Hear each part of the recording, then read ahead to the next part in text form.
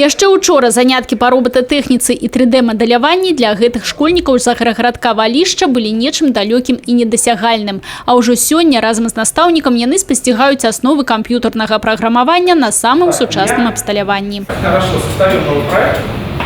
Так, и следующий наш шаг. Что мы должны сделать?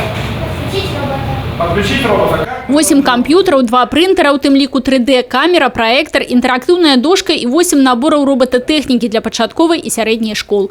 Усё начынне для STEM-класа, дзе навука, тэхналогія, інжынерыя і матэматыка вывучаюцца разам, было набыта намаганнямі кіраўніцтва парка высокіх тэхналогій пры дапамозе кампаніі рэзідэнтаў. Адбылося гэта ў межах нацыянальнага адукацыйнага праекта, які стартаваў 2 гады таму. В рамках этого проекта в белорусских школах появилась программа.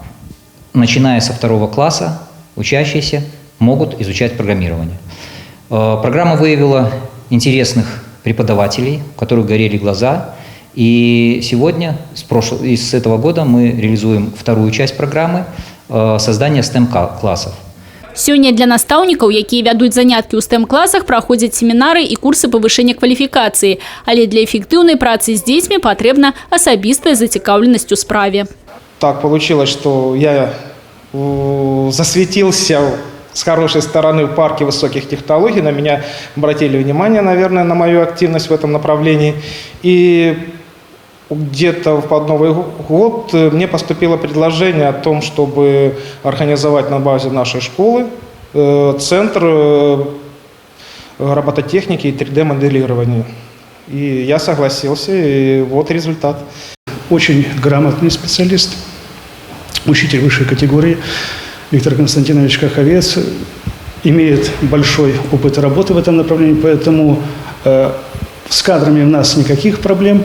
Я думаю, что все у нас получится. Мы видим перспективы развития и использования данного ресурсного центра именно в том, чтобы на базе этой школы открыть объединение по интересам и для учащихся близлежащих школ. Ужо з наступнага вучэбнага года на занятках па мадэляванні і праграмаванні да валішчанскіх школьнікаў змогуць далучыцца дзеці з аграгарадка Лагішын. Абавязковую метадычную падтрымку атрымаюць і настаўнікі STEM-класаў.